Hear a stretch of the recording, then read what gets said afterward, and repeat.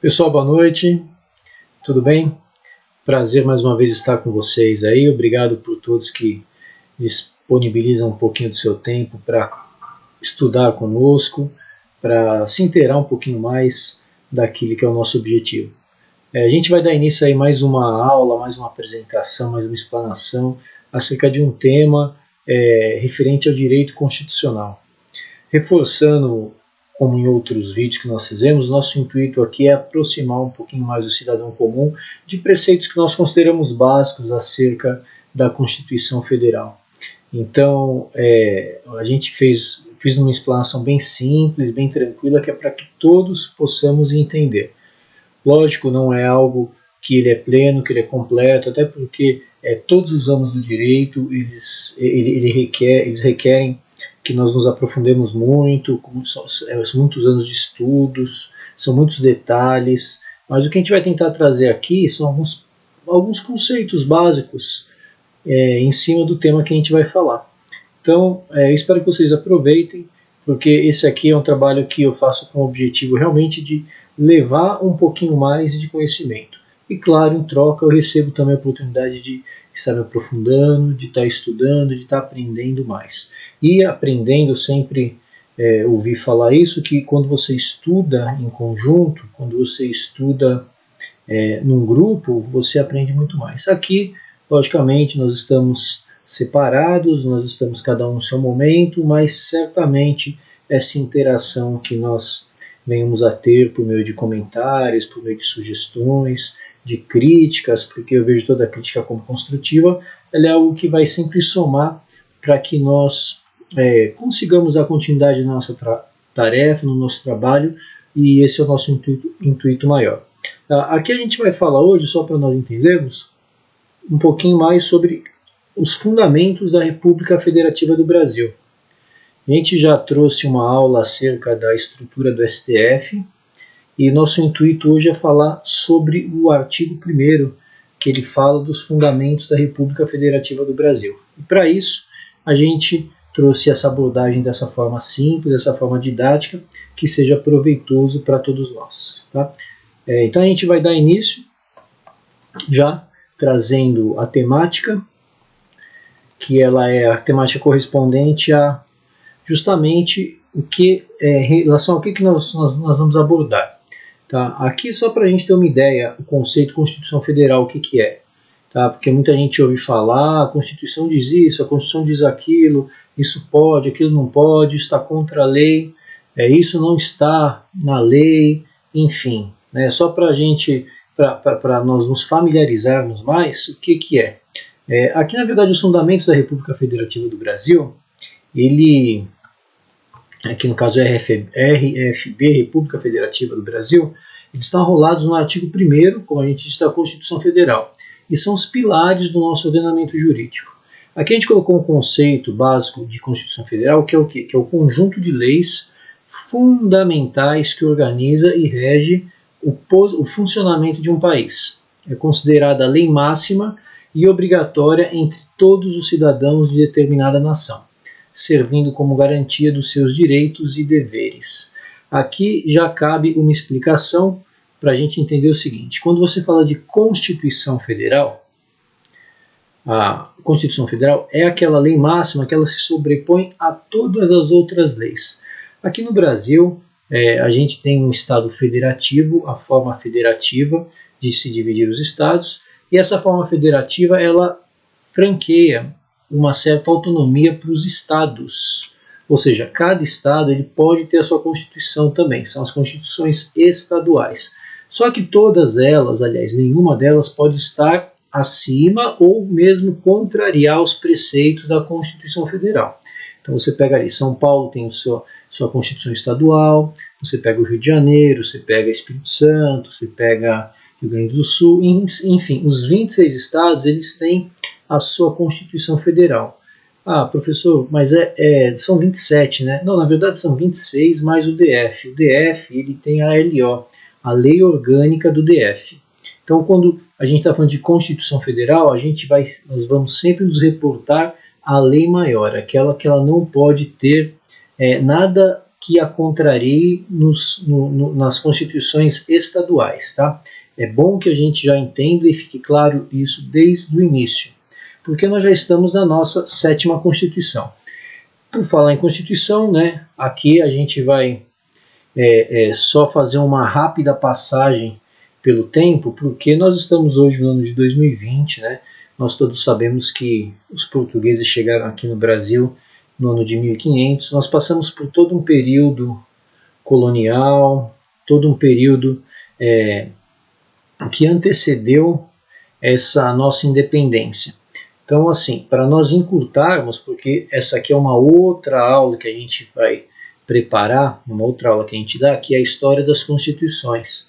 Inclusive, essa história das constituições, ela é objeto de uma das salas que eu dou aula, numa escola estadual, referente a uma matéria chamada eletivas.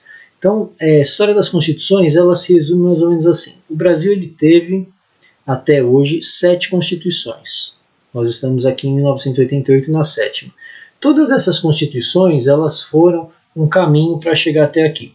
Então vamos relembrar, o Brasil quando ficou independente de Portugal em 1822, necessitava aqui internamente de nós termos um ordenamento jurídico que ele desse parâmetro às leis no país, que ele criasse as leis no país. Então foi feita a nossa primeira Constituição, com Dom Pedro I. Cada uma dessas, gente, é interessante que ela tem uma história. Tá? Essa aqui, por exemplo, ela foi a primeira. Claro que por ter sido a primeira, é uma Constituição que ela tinha poucos benefícios para a grande massa da população. Aqui, logicamente, escravos não participavam, pessoas sem renda não participavam. Isso aqui foi uma Constituição bem elitizada. Tá? Necessária, claro, para a época, porém, ela foi, as pessoas que participaram dela, foram escolhidas, bem dizer, a dedo, porque elas eram participantes de acordo com a renda que elas tinham. Enfim, é uma história bem bacana que tem aqui, mas, contudo, foi a Constituição que mais durou, porque foi a primeira e única Constituição da época do Império. Nessa época que o Brasil ainda era um Império. A gente tem a nossa segunda Constituição em 1891, essa sim foi a primeira Constituição da República, considerada a primeira Constituição republicana. A gente lembra também que o Brasil ele se tornou uma república no dia 15 de novembro de 1889, praticamente um ano e meio depois da Lei Áurea, da libertação dos escravos. Em 1891, nós tivemos a nossa primeira Constituição republicana. Essa Constituição, claro, ela veio trazer à tona vários direitos que nós não tínhamos aqui, porém ainda deixou muito a desejar, porque excluía, entre outras coisas, o voto feminino. Era uma Constituição ainda, até pela característica do país, muito regionalizado em relação às peculiaridades de cada região. Ela não tinha, assim, essa interligação que nós temos hoje de sistemas eletrônicos, esse controle. Então, apesar de ter sido uma Constituição que ela nos trouxe direito, ainda era muito rústica. E assim nós vamos passeando por todas elas, né, gente? Aqui tem muita história em cada uma delas, como eu disse, aqui é uma aula à parte que a gente faz, mas aqui para nós termos ideia, a Constituição de 1934, quem estava no governo nessa época foi Getúlio. Essa sim trouxe mudanças consideráveis, entre elas a criação das leis trabalhistas, o reconhecimento do direito à greve, o voto feminino foi instituído aqui, entre outras coisas. Nós tivemos aqui a de 1937, que ela foi a Constituição também, que quem estava no governo na época era o Getúlio Vargas, né? A gente sabe que Getúlio no seu primeiro governo foi de 1930 a 1945, e aqui foi uma Constituição que ela foi feita baseada e fundamentada em um golpe. Foi talvez o primeiro golpe militar que o Brasil sofreu, que foi chamado Estado Novo, que ele foi de 37 a 45. A gente só faz só relembra que essa época aqui o mundo estava passando por um período pré-guerra, né? A gente sabe que a Segunda Guerra Mundial, que foi lá de 39 a 45, o mundo estava meio polarizado, dividido já, e aqui existiu um plano fictício que foi criado pelo próprio governo, que para se defender desse plano que eles mesmos criaram, foi feito um golpe militar e, enfim, criada essa Constituição, onde foi cerceado vários direitos que nós havíamos adquiridos aqui. Com o fim da Guerra Mundial, a Segunda Guerra Mundial, o Brasil ele também acompanhou a tendência dos vitoriosos, né? A Alemanha a gente sabe que saiu derrotada, juntamente com a Itália e o Japão, e em 1946 nós fizemos uma outra Constituição, né? O Getúlio Vargas ele havia caído, então aqui foi a Constituição que reafirmou os direitos da de 34. Essa Constituição de 46 durou até 1967, onde nós tivemos a Constituição chamada do golpe militar, ou a Constituição do período militar, como vocês preferirem. A gente sabe que em 1964 o Brasil ele sofreu um golpe militar, onde os militares tomaram o poder com o argumento que havia uma conspiração comunista. Isso aqui também é uma outra aula que a gente faz, mas o que é importante saber aqui é que foi feita uma outra Constituição em 1967. E por fim, essa Constituição de 1967, ela durou até 1988, onde no dia 5 de outubro de 88 foi promulgada a nossa 7ª Constituição. Essa 7ª Constituição ela tem na sua origem cerca de 245 artigos e já foram feitas mais de 92 emendas, né? A gente lembra que emenda ela é feita por meio de PECs, né? Projeto de Emenda Constitucional. Então, isso que a gente vai falar agora, esses fundamentos, princípios fundamentais da Constituição, é correspondente a essa Constituição aqui, de 1988, que é a Constituição vigente no momento. Tá? É uma breve história, um breve resumo daquilo que foram as Constituições brasileiras. Como nós dissemos, cada uma delas cabe uma aula, cada uma delas cabe explicações muito interessantes, porque isso aqui faz parte da nossa história, que muitas vezes não é conhecida e em sala de aula, muitas vezes você não teve oportunidade, até hoje não tem, de conhecer esse tipo de informação. Então, onde que está, professor, esse negócio que você disse da Constituição, desses princípios fundamentais? Os princípios fundamentais eles estão aqui, ó, no artigo 1º da Constituição, onde diz que a República Federativa do Brasil, formada pela união indissolúvel dos estados e municípios e do Distrito Federal, constitui-se em Estado democrático de direito e tem como fundamentos. Então, antes da gente ler esses fundamentos, olha que interessante. Formada pela união indissolúvel dos estados e municípios do Distrito Federal, constitui-se em um Estado democrático de direito e tem como fundamentos. Quais que são os fundamentos da Constituição? Primeiro, soberania. Segundo, cidadania. Terceiro, a dignidade da pessoa humana. Quarto, os valores sociais do trabalho e da livre iniciativa. Quinto, o pluralismo político. No parágrafo único desse artigo 1º, ele fala o seguinte: todo poder emana do povo, que o exerce por meio de representantes eleitos ou diretamente nos termos desta Constituição.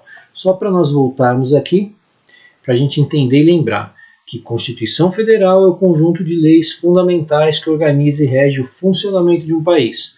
É considerada a lei máxima e obrigatória entre todos os cidadãos de determinada nação, servindo como garantia dos seus direitos e deveres. Então, quando você está lendo esses princípios fundamentais, você está lendo aquilo que é o fundamento de todos os artigos de toda a Constituição Federal.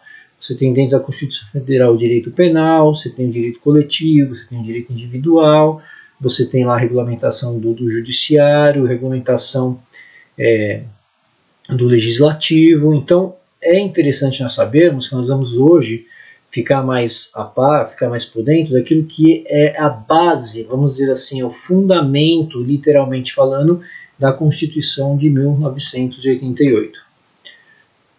Então, quando você pega e fala, mas para que existem esses princípios fundamentais? Aí a gente começa a explicar assim. Os princípios fundamentais, eles existem. Os princípios fundamentais da República Federativa do Brasil são valores que orientam a elaboração da Constituição. Eles servem como elementos de interpretação e integração do texto constitucional, contribuindo para a unidade da Constituição. Quando nós mostramos ali atrás essas constituições todas, a gente tem que entender que nenhuma dessas 6 aqui, antes de chegar nessa, ela priorizou tanto o direito do cidadão, o direito da pessoa, quanto essa de 1988. Então, quando ele fala que Os princípios fundamentais da República Federativa do Brasil são valores que orientam a elaboração da Constituição, porque foi baseado nesses princípios que a Constituição foi feita, na proteção, no direito, enfim, todos aqueles artigos, os incisos, os parágrafos, eles são elencados de forma que eles garantam esses princípios fundamentais aqui, que eles não podem ser objeto de alteração, ou seja, os princípios fundamentais eles não podem nunca ser objeto de votação no legislativo. O que é votação no legislativo? A gente lembra que a gente tem vários tipos de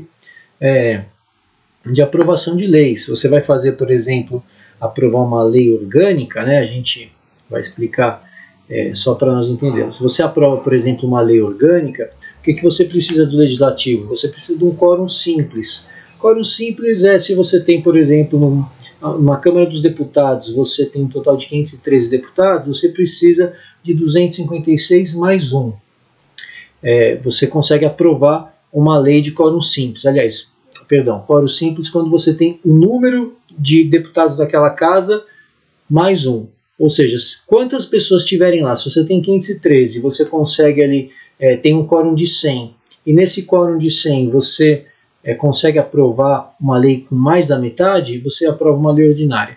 Tem a lei de quórum absoluto, que é um outro tipo de lei que você tem que ter aí sim metade mais um, e você tem as PECs, que são aqueles projetos de emenda constitucional, onde requer que tenha 3/5 dos membros de cada casa legislativa. Tá? No caso da Câmara dos Deputados, tem que ter uma votação com no mínimo 308 dos deputados federais, e no caso do Senado Federal, no mínimo 49. Então são aquelas leis que elas mexem no texto constitucional. Quando você ouve falar de PEC, é porque é um projeto de emenda constitucional, ou seja, ele pegou aquela lei, a letra da lei, e ele fez uma modificação. Então, requer para isso que se tenha um quórum, chamado quórum especial. Então é interessante a gente saber que as leis, elas para serem aprovadas, principalmente num sistema de presidencialismo de coalizão, como o Brasil ele tem, é necessário que o executivo ele tenha o quê? Um bom relacionamento com o legislativo.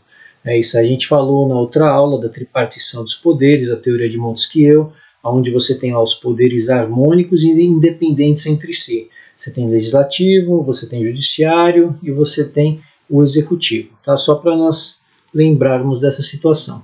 Então, aqui ainda continuando, você tem também, ainda continuando essa explicação, sobre os objetivos da Constituição ainda. Por sua importância, os princípios fundamentais são enumerados logo no início do texto constitucional, após o preâmbulo. Estas estão previstos no título 1º da Constituição, em 4 artigos. Cada um desses dispositivos apresenta um tipo de princípio fundamental. O artigo 1º trata dos fundamentos da República Federativa do Brasil.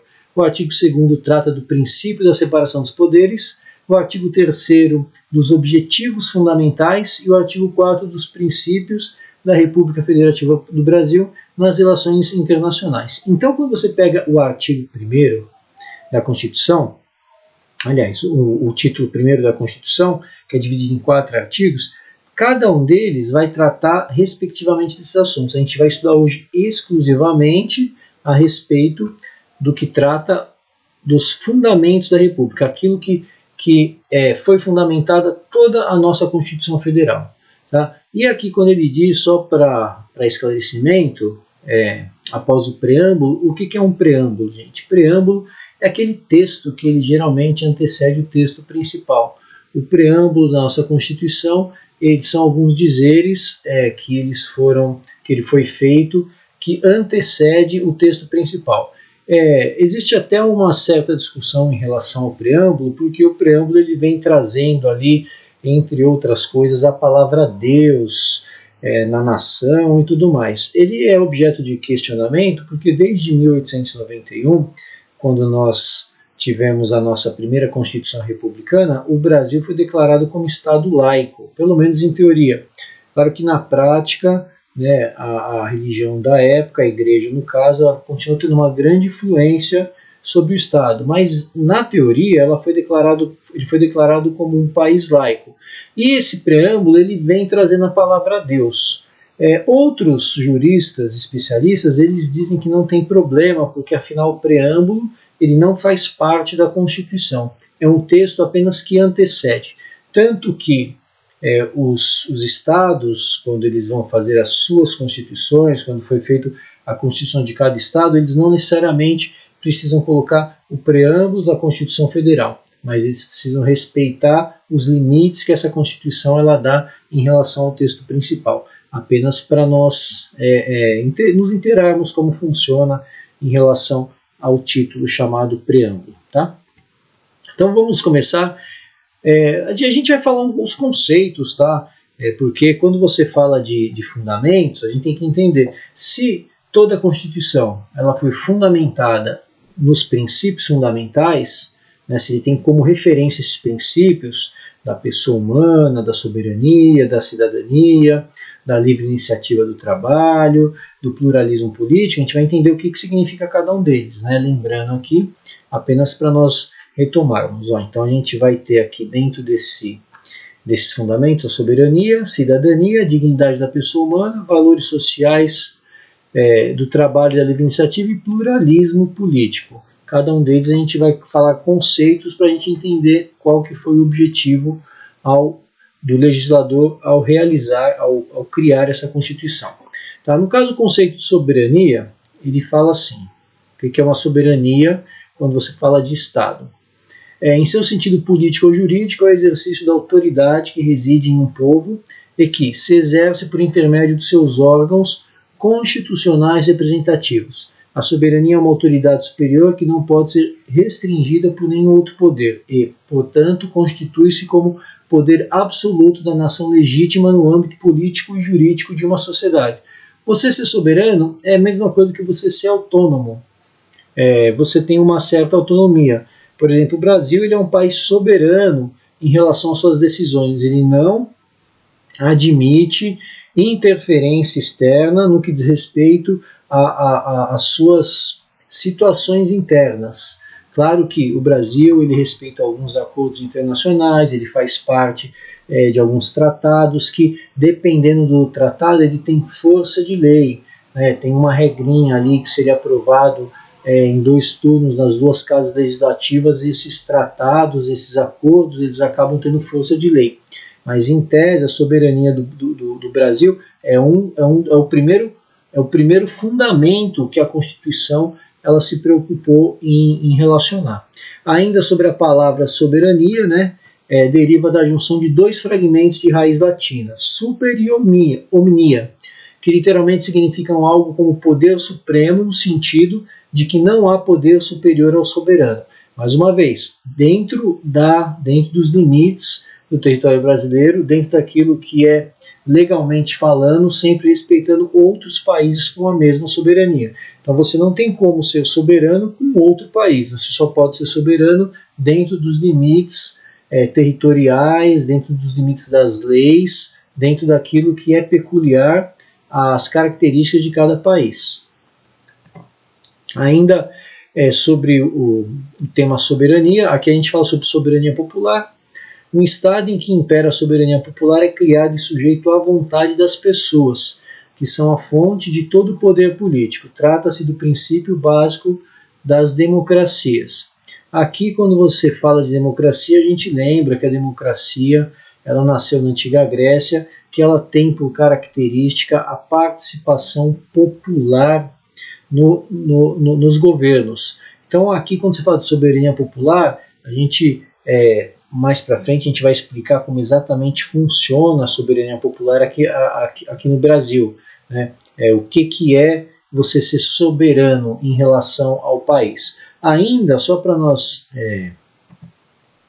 entendermos aqui, quando ele fala no seu sentido político ou jurídico, aqui em cima, da autoridade que se exige de um povo e que exerce por intermédio de seus órgãos constitucionais representativos. Ou seja, o povo ele exerce aqui a soberania por meio dos órgãos representativos. Então não é uma soberania absoluta do povo para o governo, mas é uma soberania absoluta do Estado em relação a outro Estado. Aqui no caso dessa popular, é quando essa soberania popular é criada sujeita à vontade das pessoas. Né? A gente vai entender mais para frente o que significa isso. Claro que essa soberania tem limitações, né, gente? Aqui a gente colocou que apesar dos estados como o Brasil possuírem a soberania, as liberdades humanas constituem um valor superior ao da soberania desse estado. O poder da soberania exercido pelo Estado encontra fronteiras não só nos direitos da pessoa humana, como também nos direitos dos grupos e associações. A soberania também não pode ferir o direito de outros Estados soberanos. Foi o que nós falamos. Você tem o atributo de soberania apenas dentro dos seus limites, apenas dentro daquilo que é facultado de direito, dentro do ordenamento jurídico, respeitando sempre outros estados e respeitando principalmente as liberdades humanas que constituem um valor superior à soberania do Estado, ou seja, o direito à vida, por exemplo, né, que é o direito mais gritante que nós temos que respeitar em relação àquilo que é a constituição do Estado democrático de direito. A soberania do Estado é o direito que ele tem de organizar, é a forma como ele tem de organizar, de legislar, de punir, de fiscalizar tudo aquilo que está dentro dos seus atributos. Então, existe sim a limitação dessa soberania em relação a outros estados. Tá? Então, também, ainda a gente está falando do primeiro fundamento da Constituição. Já o segundo fundamento é o conceito, é a cidadania, né? Interessante a gente entender o que é cidadania. Que no caso aqui, essa explicação que nós colocamos aqui, que é o conjunto de direitos e deveres exercidos por um indivíduo que vive em sociedade, no que se refere ao seu poder e grau de intervenção no usufruto de seus espaços, na sua posição em poder nele intervir e transformá-lo. Ainda, essa expressão vem do latim civitas, que quer dizer cidade. Antigamente, cidadão era aquele que fazia parte da cidade, tendo direitos e deveres por nela habitar. Atualmente, esse conceito extrapola os limites urbanos, podendo ser compreendido no espaço rural. Hoje em dia, a gente tem um conceito assim para falar, no Brasil principalmente, né, quando que você, para a gente entender aqui, no Brasil principalmente, quando que você é considerado cidadão? Isso eu gosto de falar muito nas aulas. Oficialmente você é cidadão se você exerce a sua cidadania. Tá, como que você exerce a cidadania? No Brasil você exerce a cidadania por 3 meios básicos, né, para a gente lembrar e nunca esquecer que se você exercer esses direitos, você é um cidadão. Então você é cidadão se você optar, aqui é pelo sufrágio universal, né, que a gente exerce a cidadania. O que é o sufrágio universal? É o direito, é a escolha universal. Você tem 3 formas de exercer esse sufrágio universal. Por meio do voto, direto, secreto e constante, por meio do plebiscito ou por meio do referendo. Ou seja, para você exercer o seu direito de cidadão, você tem que ser um eleitor, você tem que ter título eleitoral. Então, você criou o seu espaço no ordenamento jurídico brasileiro. Professor, mas e quem não tem título? O que ele é? Ele é um cidadão? Não, ele ainda não é um cidadão. Ele é um nacional, ele é um brasileiro, né? A pessoa, um menor de idade, por exemplo, um menor incapaz, ele é o quê? Ele não tem como tirar título. Aqui no Brasil você pode tirar o título eleitoral por opção a partir dos 16 anos, por obrigação a partir dos 18. Então, enquanto você não tem um título, você não está exercendo o sufrágio universal.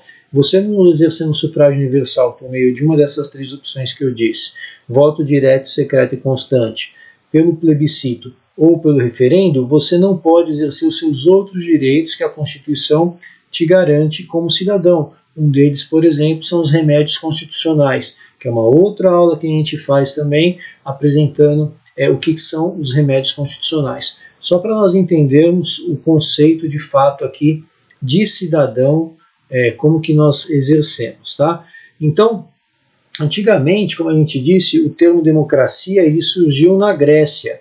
E a democracia ela veio justamente chamar aquele cidadão, claro, que se enquadrava nos quesitos que eram exigidos, a participar do governo por meio da sua participação em relação a fazer leis, a exercer o seu direito, a sua opinião, Então, o cidadão, o conceito hoje ele é muito mais amplo. O cidadão não é só a pessoa da cidade, né, que vive nas cidades, no caso do latim civitas, mas sim todo aquele que faz parte do ordenamento jurídico de determinado estado, mesmo que viva no espaço rural, como ele cita aqui. Ainda sobre a cidadania, expressão da cidadania frequentemente está associada ao campo do direito, em que existe uma série de legislações voltadas para os direitos e deveres que o cidadão possui. Entre os deveres destaca-se o voto eleitoral, que também é um direito, o zelo pelo espaço e o cumprimento das leis. Entre os direitos destaca-se o de ir e vir, bem como o de ter acesso à saúde, moradia, alimentação e educação. Interessante a gente lembrar aqui que, só para nós reforçarmos aí a informação, o cidadão aqui no Brasil ele tem o direito de fazer tudo que não esteja escrito na lei que é proibido. Ou seja, tudo aquilo que a lei ela for omissa, o cidadão ele pode realizar. Coisas bobas, por exemplo. Vamos supor que você quer pegar a sua cadeira, colocar em frente à sua casa e ficar o dia inteiro lá, a noite inteira, semanas e semanas e semanas. Uma coisa meio sem sentido. Só que na lei não fala nada que você não pode fazer isso. Não tem nenhum artigo, não tem nenhum, dentro desse artigo você não vai ter nenhum parágrafo, você vai ter nenhum inciso falando que você não pode. Então, você exercer a sua cidadania, como ele está falando aqui, entre os deveres, né, destaca-se aqui do voto eleitoral, o zelo pelo espaço e o cumprimento das leis. Tudo que tiver na lei, você tem que cumprir, afinal você é um cidadão. Mas aquilo que não estiver na lei, estiver omisso, você não é obrigado a cumprir. Tanto que tem outros mecanismos, né, entre eles, por exemplo, quando a gente fala de remédio constitucional, outros mecanismos que eles proporcionam que seja até, muitas vezes, discutido uma situação no ordenamento jurídico que não existia. Você tem, por exemplo, os remédios constitucionais, o habeas corpus, habeas data, mandato de injunção, mandato de segurança e ação popular. Esse mandado de injunção, ele é talvez o mecanismo que exista quando a lei é omissa em determinada situação. Só para nós entendermos mais ou menos como funciona. Ainda sobre o quesito cidadania, interessante a gente pensar que o conceito de cidadania também está relacionado à nacionalidade do indivíduo, isto é, a legalidade de sua permanência em um determinado território, administrado por um Estado nacional. Fala-se, por exemplo, de cidadania brasileira, cidadania portuguesa e cidadania americana. Tem dentro da Constituição uma parte que ela é específica só que nos fala sobre cidadania, em que situações que pode o brasileiro perder a sua cidadania, em que situações que o estrangeiro ele pode perder a sua cidadania, em que situações que ele adquire a cidadania brasileira. Existem várias e várias regras que é interessante, a gente não vai elencar aqui, porque o objetivo nosso é apenas falar dos princípios fundamentais, mas é bom que nós entendamos que existem várias regras que elas regulamentam esse conceito de cidadania aqui no Brasil, justamente porque você sendo cidadão, você tem direitos políticos, por exemplo. Você pega um estrangeiro, ele pode adquirir, participar, concorrer a vários cargos eletivos que tem na nossa política, por exemplo. Vários cargos do governo. E tem alguns que eles são reservados apenas para brasileiros natos. Então, tudo isso é explicado dentro desse quesito quando a gente estuda mais profundamente o tema da cidadania. Ainda dentro desse tema, ele fala que em casos de descumprimento aos deveres, o indivíduo poderá ter parte de sua cidadania cassada, exemplo de presidiários que possuem o direito de votar vetado, entre outras limitações impostas pela lei penal. Na verdade, o presidiário ele fica com seu direito momentaneamente suspenso a partir do momento do trânsito em julgado. Ele tem ali o seu direito, que é um direito de cidadão, porque ele não deixa de ser um cidadão, momentaneamente suspenso. Então, todas essas regras, elas existem, e é muito interessante que nós saibamos, porque muitas vezes, como sempre, a gente ouve falar, a gente sabe mais ou menos por cima, ou às vezes a gente não sabe nada, até porque são situações específicas, mas que hoje estão muito em alta, a mídia sempre falando, abordando, a gente tem as redes sociais, o pessoal sempre discutindo sobre isso, então é interessante que nós tenhamos essa familiaridade maior para que nós possamos, com mais segurança, formar as nossas opiniões acerca de tudo aquilo que está ocorrendo ao nosso redor. Tá? Já o terceiro item aqui do artigo 1º, ele fala da dignidade da pessoa humana, conceito. Sua finalidade na qualidade de princípio fundamental é assegurar ao homem um mínimo de direitos que devem ser respeitados pela sociedade e pelo poder público, de forma a preservar a valorização do ser humano, sendo a dignidade da pessoa humana um fundamento da República. A essa categoria erigido por ser um valor central no direito ocidental que preserva a liberdade individual e a personalidade. Portanto, um princípio fundamental, alicerce de todo o ordenamento jurídico pátrio. Não há como ser mitigado ou relativizado, sob pena de gerar a instabilidade do regime democrático, o que confere ao dito fundamento caráter absoluto. Aqui a gente abre aqui aspas, porque a gente ressalta o seguinte: na história da humanidade, se a gente for parar para pensar, nós já nos degladiamos muito, né? Alguém pode falar, mas hoje a gente ainda se degladeia, mas a gente já se degladiou muito mais. Os maus tratos, as mortes, as penas cruéis, tudo isso aí já ocorreu de forma muito natural na nossa história como civilizados. Eu digo como civilizados porque nos tornamos civilizados de fato, na acepção da palavra, há cerca de 10, 12 mil anos. Quando nós começamos a nos reunir em grupos, começamos a formar ali famílias, vilas, começamos a ter um conceito de convívio maior. Então, ao longo dessa humanidade, dessa civilização, dessa formação, foram várias as tentativas que foram feitas por diversos povos para regulamentar os direitos humanos. Você pega o cilindro de Ciro, por exemplo, na Pérsia, foi uma tentativa, o Código de Hammurabi foi outra tentativa, você pega, por exemplo, a Carta Magna do rei João no século XIV, irmão do Ricardo Coração de Leão, onde inclusive ele já abordava acerca do habeas corpus. A gente teve recentemente a nossa Constituição, principalmente quando ela fala de dignidade da pessoa humana, ela teve muito como referência a Declaração dos Direitos Humanos, que foi escrita em 1948, justamente após a Segunda Guerra Mundial, onde nós tivemos aí cerca de 52 milhões de mortos. Ou seja, depois desse genocídio em massa que ocorreu, houve sim uma movimentação de diversos países para que fosse escrita mais uma tentativa nessa história da humanidade de parâmetros da dignidade da pessoa, dos direitos que a pessoa tem, que o ser humano tem, o principal deles a vida. E de acordo com países, esses direitos eles foram se aperfeiçoando, eles foram de uma forma mais ou menos ampla, se difundindo ao longo dos países que aderiram.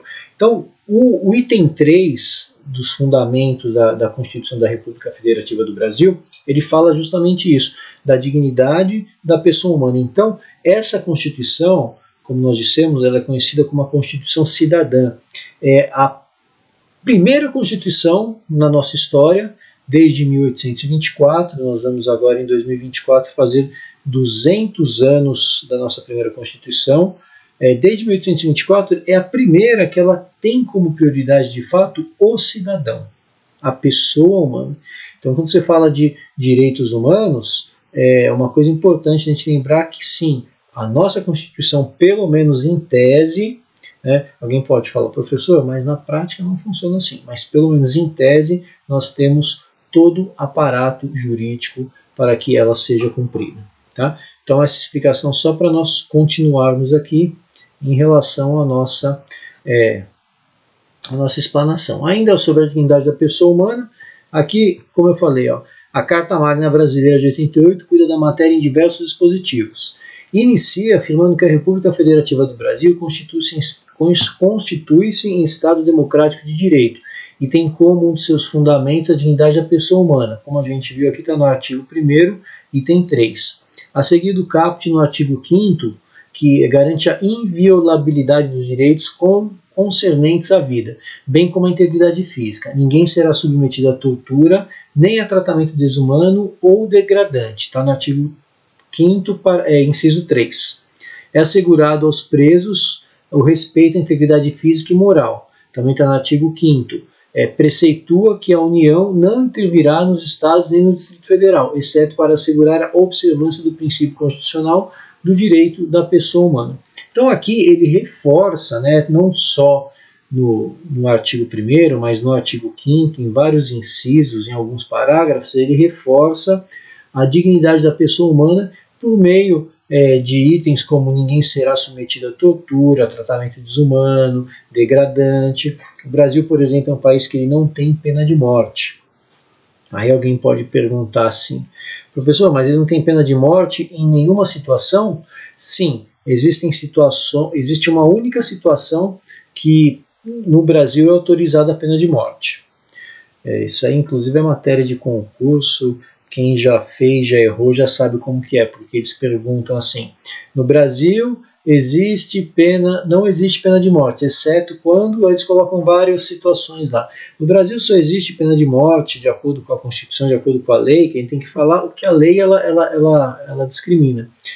Única e exclusivamente em caso de guerra. Em caso de guerra está autorizada a pena de morte de acordo com a situação. Então, assim, não é absoluto, mas a pena de morte no sentido de ser uma punição, a gente sabe que não tem. O Brasil ele não é adepto à pena de morte. Claro que existe uma discussão ao redor disso, muitos acham que se tivesse pena de morte, inibiria mais as ações de determinadas pessoas que praticam, a nossa lei é muito branda. Claro, cabe aí uma discussão muito grande, muito vasta, mas o fato é que, a princípio, não existe a pena de morte, a não ser nessa situação de guerra.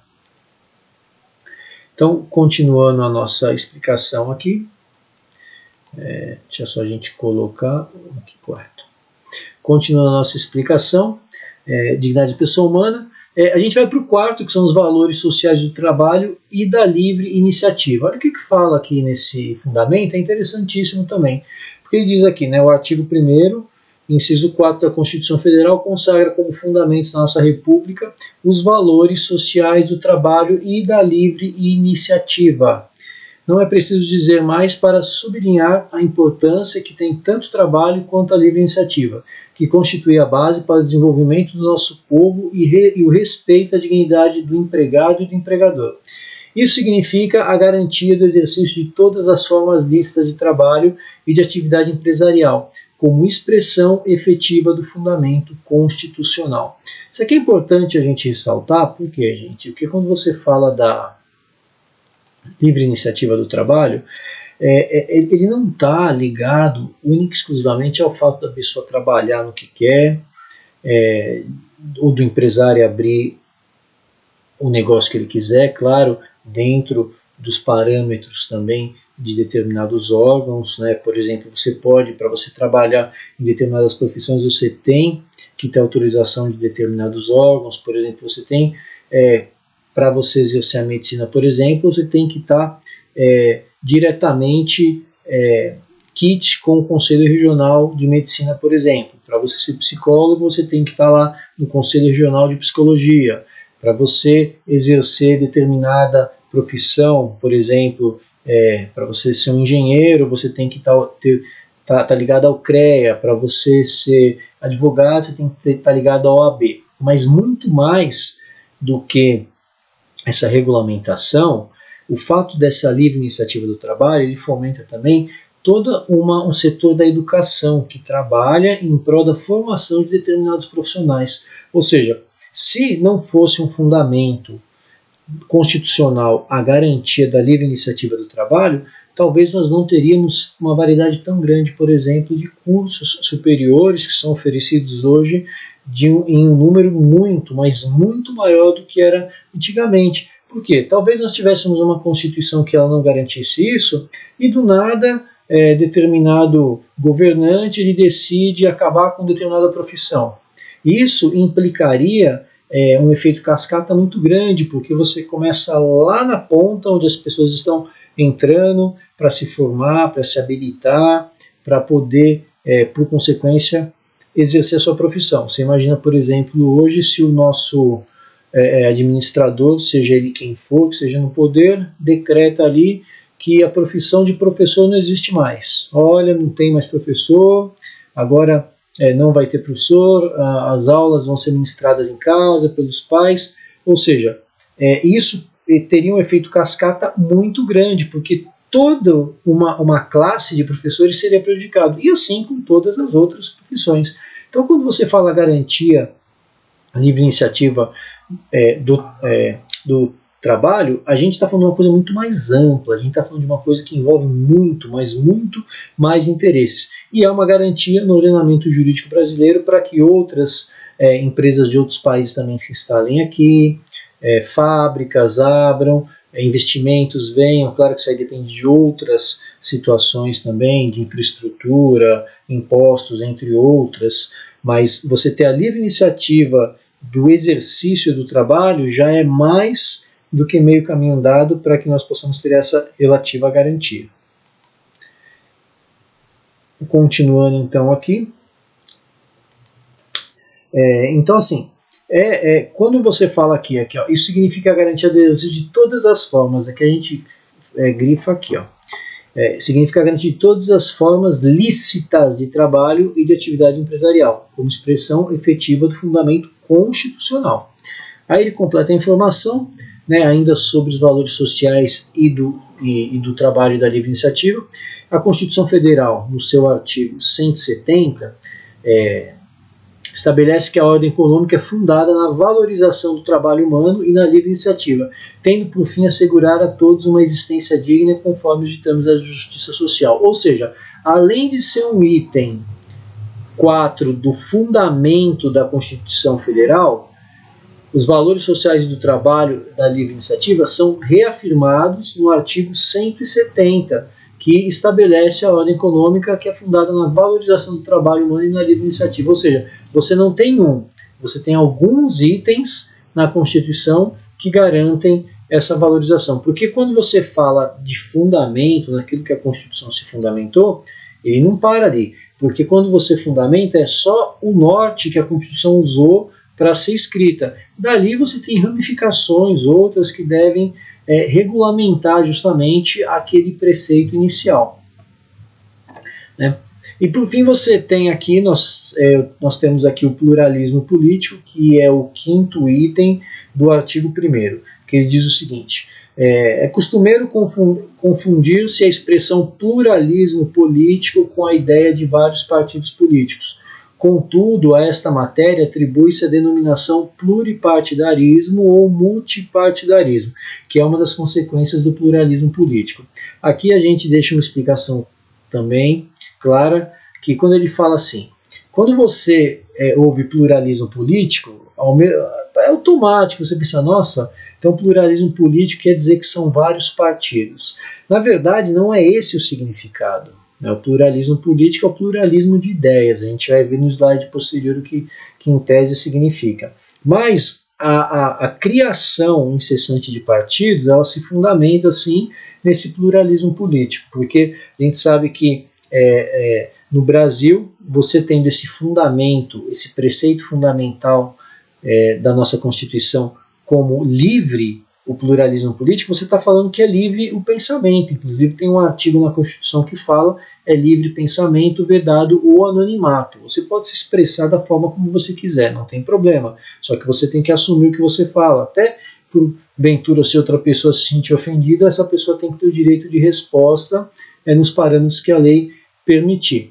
Mas quando você diz pluralismo, você diz uma variedade grande de formas de se pensar. Então, acaba essa forma de se pensar variada, dando margem para a criação incessante de partidos políticos, que já foi inclusive objeto de apreciação no STF, o caso dessa permissão, claro, um preceito constitucional, de criação sem limitações de partido, porque você não pode limitar um partido de ser criado, desde que ele cumpra ali as regras estipuladas, no caso pelo TSE. Você não pode estipular essa limitação porque você vai estar ferindo um princípio constitucional, o princípio fundamental da Constituição, que é o pluralismo, ou seja, que é a livre veiculação e criação de ideias, no caso, por consequência, a livre criação de partidos políticos. Então ele deixa claro nessa explicação aqui que quando você fala de pluralismo político é confundido com vários partidos, mas na verdade, quando você fala de vários partidos, você tem que falar de multipartidarismo, né, ou pluripartidarismo, que é uma das consequências do pluralismo político. Que ele ainda continua falando aqui que a política é o nome que se dá, que a gente fez uma explicação até para a gente entender o que é a política em si. Se for levar ao pé da letra, a política é o nome que se dá a capacidade do ser humano de criar diretrizes com o objetivo de organizar seu modo de vida. Essa palavra também faz menção a tudo que está vinculado ao Estado, ao governo e à administração pública, com o objetivo final de administrar o patrimônio público e promover o bem público, isto é, o bem de todos. Então a política, ela nada mais é do que a capacidade do ser humano de criar diretrizes. Então, ainda voltando no assunto da criação de partidos, quando você cria um partido, você está criando uma nova diretriz, você está criando uma nova forma de pensar. Quando eu digo que isso aqui já foi objeto de apreciação do STF, é porque como nós aqui no Brasil, gente, nós vivemos num sistema de presidencialismo de coalizão, então quando o presidente, o chefe do executivo, ele tem que aprovar as leis para que ele consiga dar continuidade ou dar início, independente na sua forma de governar, ele tem que ter essas leis aprovadas por quem? No caso da esfera federal, pelo Congresso. Então, quanto mais partidos você tiver, mais difícil fica a negociação, principalmente quando esse governo ele quer fazer mudanças profundas na Constituição. Quando eles querem mexer, por exemplo, com preceitos constitucionais que é necessário um quórum especial. Você, para fazer, por exemplo, uma reforma da Previdência, uma reforma política, uma reforma administrativa, uma reforma tributária, uma reforma eleitoral. Existem outros meios, claro, de você fazer lei, que tem a força de lei. Você pode fazer um decreto, você pode fazer uma medida provisória, que são atributos do Poder Executivo, mas as mudanças profundas, as mudanças que elas mexem com o texto constitucional, muitas vezes dentro daquela diretriz que o Executivo quer dar, é necessário que você tenha cada vez um maior apoio no Congresso Nacional. Então, com a criação incessante desses partidos, parece que cada vez você tem que negociar mais, porque você tem grupo de partido de um lado, grupo de partido do outro, grupo de partido no meio, grupo de partido um pouco no meio à direita, um pouco no meio à esquerda, fazendo com que essa negociação ela fique cada vez mais complicada. Então, ele já foi objeto de apreciação, mas, como nós vemos aqui, ele é um preceito, um fundamento constitucional, não tem como você proibir esse tipo de pensamento, esse tipo de ação por parte do cidadão. Ainda sobre o pluralismo político, o pluralismo político é a possível e garantida existência de várias opiniões e ideias com respeito por cada uma delas. Pluralismo político, com base do Estado Democrático de Direito, aponta ao reconhecimento de que a sociedade é formada por vários grupos, portanto compostas pela multiplicidade de vários centros de poder em diferentes setores. Então, mais uma vez ele reafirma aqui que quando a gente fala de pluralismo político, nada mais é o direito dessas opiniões ventilarem livremente, claro, dentro dos parâmetros, dentro do rigor da lei de cada setor, né? Mas o que é importante é que ele é um fundamento, ou seja, toda essa Constituição ela foi sim fundamentada para que exista essa variedade de ideias. Mas por que aconteceu isso, professor? Justamente para evitar as monarquias absolutistas, ou para evitar os regimes ditatoriais, ou para evitar que uma única ideia só ela seja imposta ao resto, que você tem sistemas sociopolíticos econômicos que eles são impostos por uma massa, para toda uma massa da população, e porque é justamente a imposição de uma única ideia. O pluralismo político ele garante que isso não aconteça de forma que ele foi ali relacionado como um princípio fundamental da Constituição Federal de 1988, que preza e prioriza o cidadão. Tá? Então, ainda, pessoal, sobre o pluralismo político, ele define que o Estado Democrático de Direito, ao ser instituído por nossa Constituição, buscou assegurar o exercício dos direitos sociais individuais, devendo o poder ser exercido pelo povo através de representantes eleitos, consagrando dessa maneira a participação de todos no processo político da nação.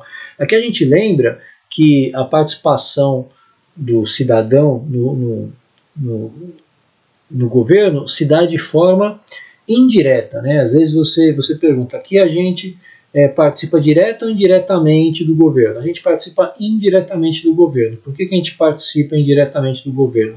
Porque quando você escolhe, a gente tem o direito de escolher os nossos governantes, sejam eles os prefeitos, os vereadores, os deputados estaduais, os deputados federais, os senadores, o presidente, o vice-presidente, nós escolhemos. Só que você escolhe a pessoa, você não escolhe o que a pessoa vai fazer lá. Claro que quando tem lá a propaganda política, que ele apresenta o projeto de governo dele, que ele apresenta qual que é a linha que ele vai atuar, qual que é a preferência, ele vende uma ideia. Tá? Então dessa ideia ele angareia, ele arrecada lá a preferência de um percentual da população.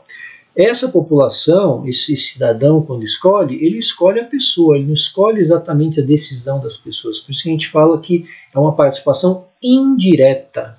Existe uma forma direta de participar? Existe, por meio de ação popular, onde você apresenta ali, depende da esfera da ação que você quer apresentar, se é estadual, municipal ou federal, você apresenta nas casas legislativas para que, se ela for recebida e for apresentada por um dos seus membros, ela pode ser votada e virar lei. Né? Tem algumas leis que já foram criadas assim.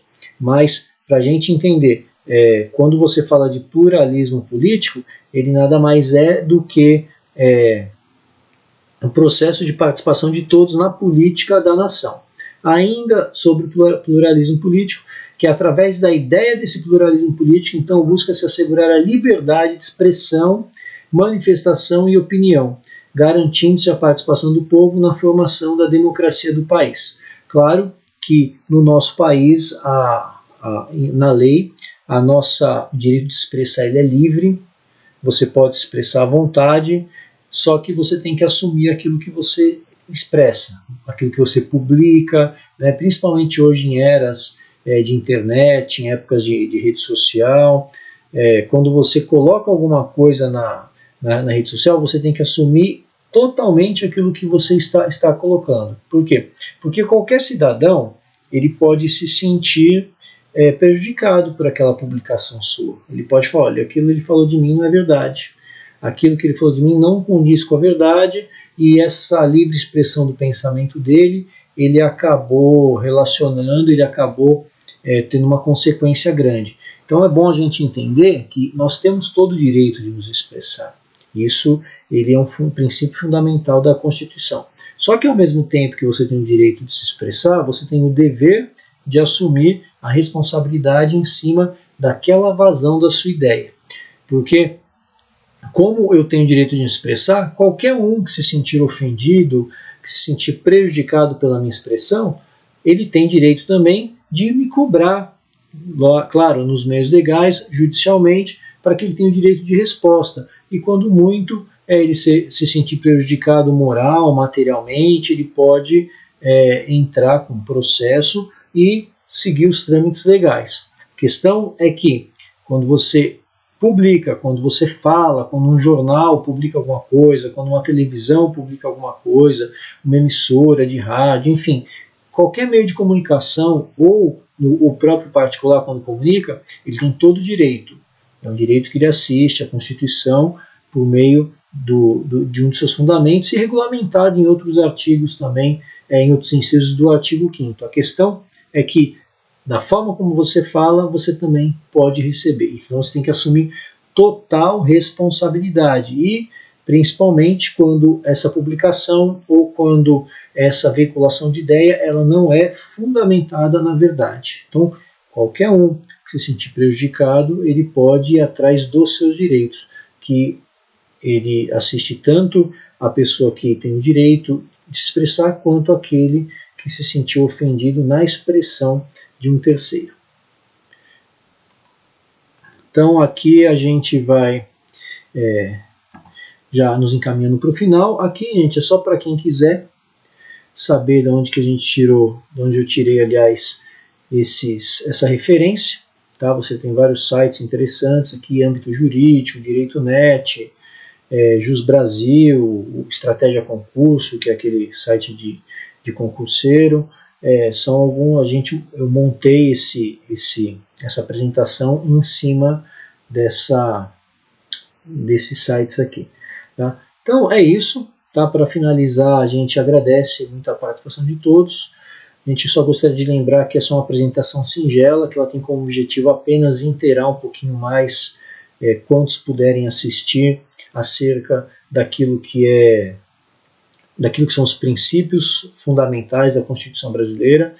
A gente sempre procura, de uma forma direta, objetiva, trazer esse conhecimento, porque julgo eu que seja necessário, né, nós nos familiarizarmos, nós cada vez mais nos familiarizarmos para que nós saibamos dos nossos direitos, para que nós entendamos aquilo que ocorre ao nosso redor. É importante a gente saber a letra da lei. Claro que é uma imensidão, né, tem um conteúdo muito vasto quando você fala de direito constitucional, que ele abarca outros ramos do direito, como administrativo, tributário, financeiro, comercial, penal, processual, empresarial, enfim, são muitos os ramos do direito, mas todos eles têm como base, têm como tronco central o direito constitucional. Então a gente fica por aqui, agradece muito a atenção de todos e até uma próxima, tá? Muito obrigado, um abraço, fiquem com Deus.